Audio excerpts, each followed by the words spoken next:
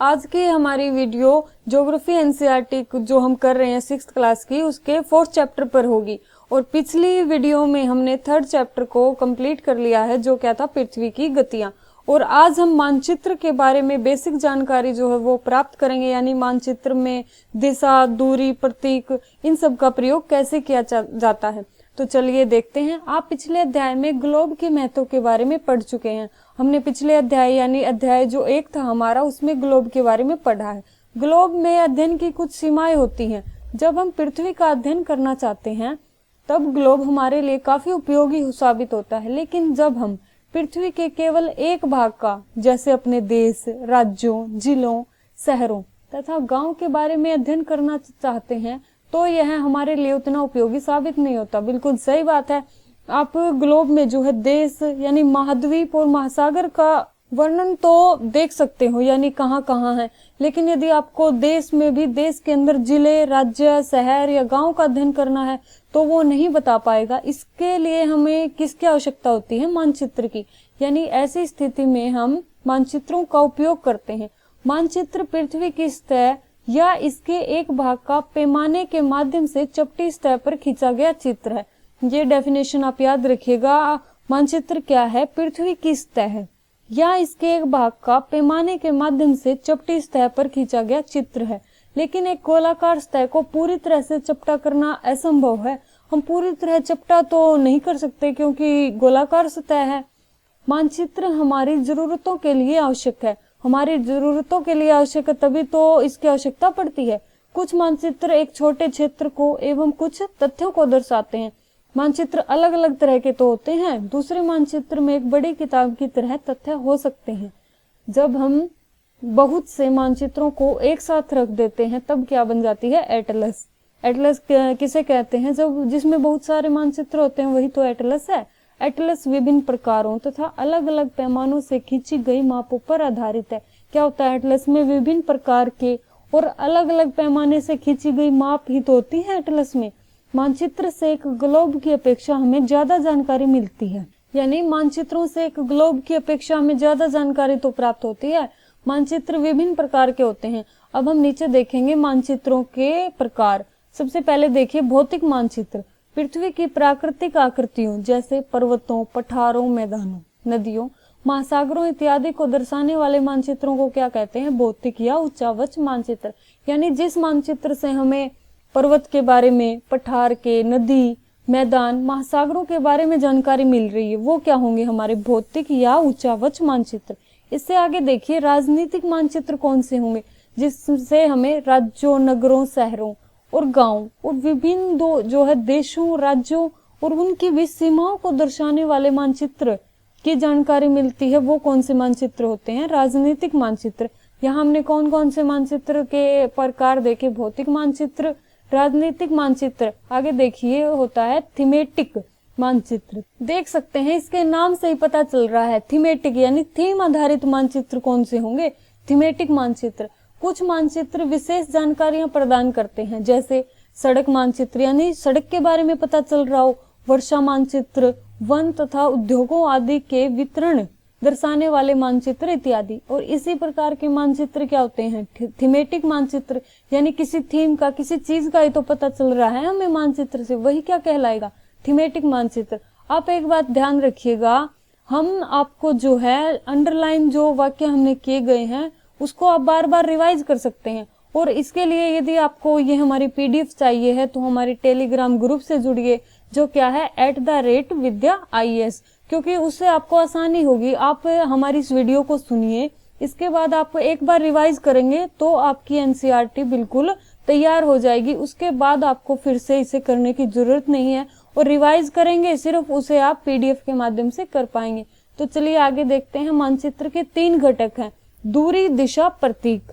यदि आपको पूछ लिया जाए एकदम से घटक बताइए मानचित्र के, तो आप नहीं बता पाओगे यदि आपने एनसीईआरटी नहीं पढ़ी है। तो कौन कौन से 3 घटक हैं? दूरी, दिशा और प्रतीक। तो सबसे पहले दूरी को समझते हैं।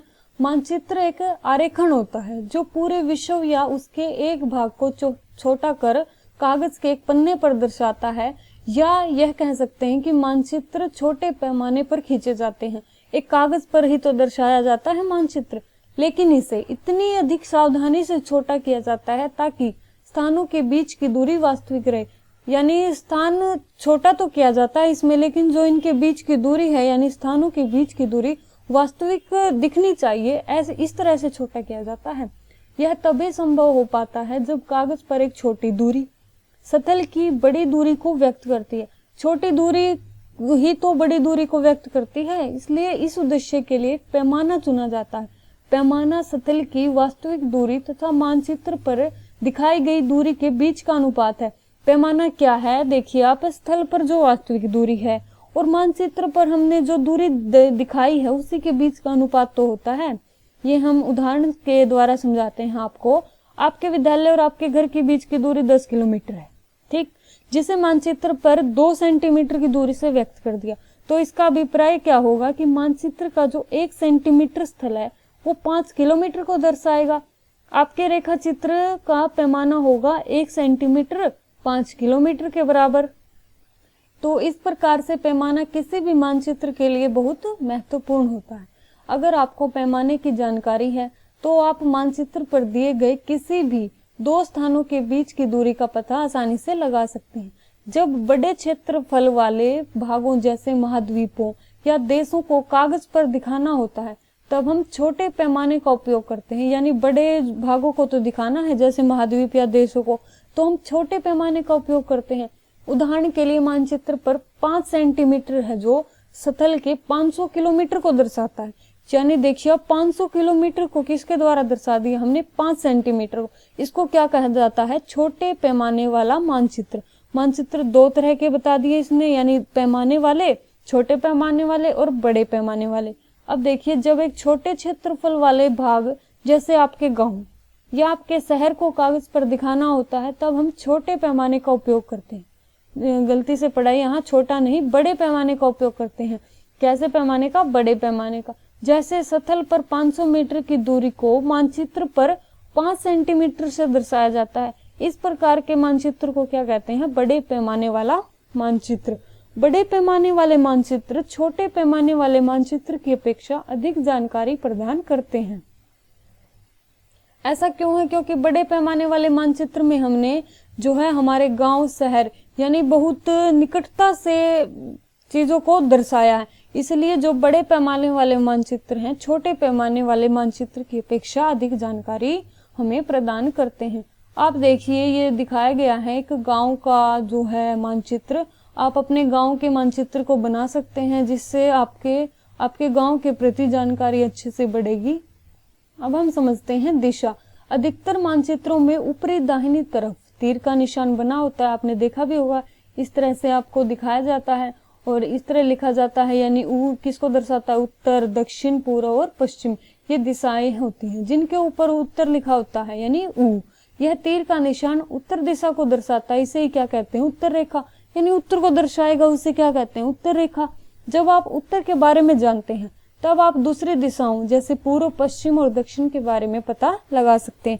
ऐसा कैसे होता है, जब हम ये पता लग गया हमें ये दिशा उत्तर की तरफ है, यहाँ देखिए हम यहाँ खड़े हैं और उत्तर की तरफ है, तो आप आसानी से बता सकते हैं कि जो हमारा दायां तरफ होगा वो होगा पूर्व दिशा और हमारा बायां तरफ होगा वो पश्चिम होगा और हमारे जो पीछे होगी वो दक्षिण दिशा होगी ना। आपको चारों दिशाओं की जानकारी केवल उत्तर दिशा से ही। ये चित्र में आपको दिखाया भी गया है।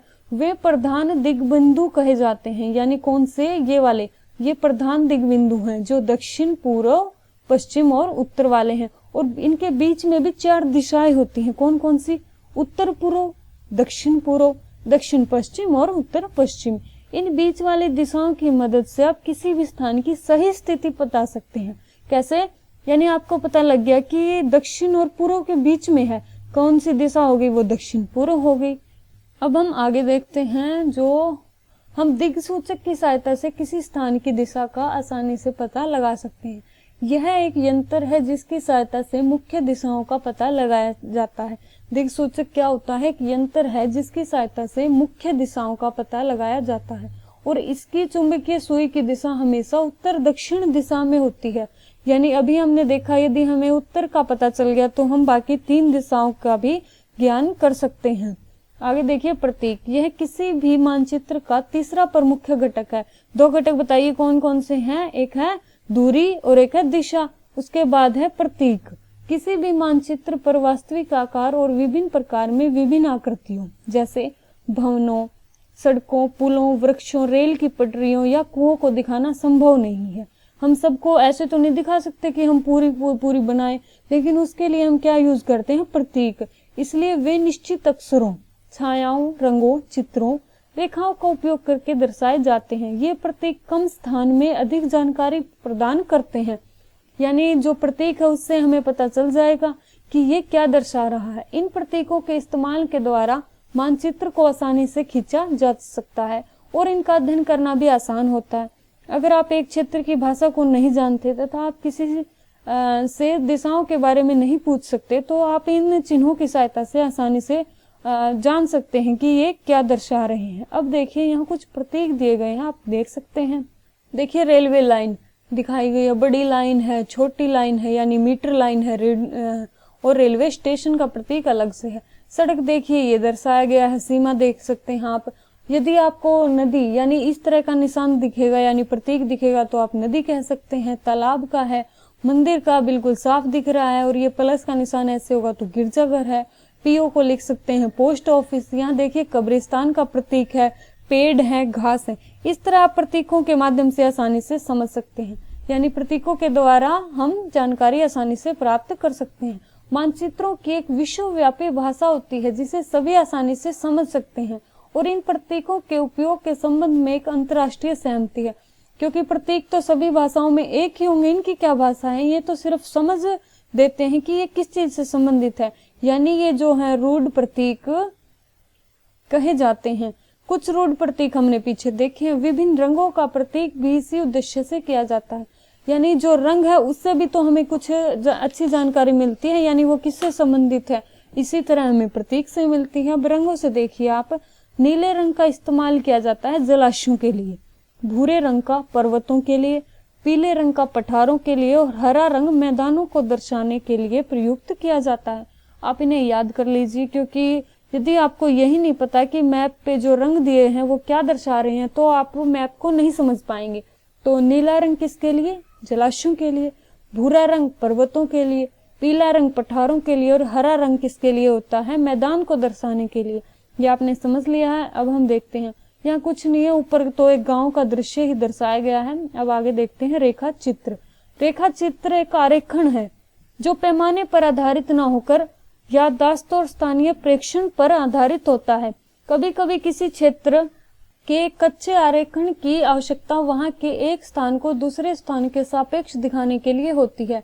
यानी मान लीजिए कि आप अपने मित्र के घर जाना चाहते हैं लेकिन आपको रास्ते की जानकारी नहीं है, आपका मित्र अपने घर के रास्ते को बताने के लिए कच्चा आरेखन बनाता है। इस प्रकार के कच्चे आरेख को ही बिना पैमाने की सहायता से खींचा जाता है और इसे क्या कहते हैं, रेखा चित्र, मानचित्र। यानी रेखा चित्र में पैमाने की आवश्यकता नहीं होती। जो भौतिक मानचित्र है, राजनीतिक मानचित्र, थीमेटिक मानचित्र देखा, उसमें तो हमें पैमाने की आवश्यकता होती है, और पैमाने भी कैसे, छोटे पैमाने वाले मानचित्र और बड़े पैमाने वाले।